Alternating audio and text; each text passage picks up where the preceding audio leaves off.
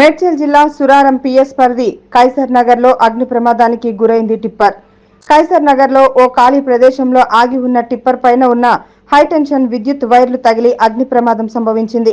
Driver కి స్వల్ప గాయాలయ్యాయి.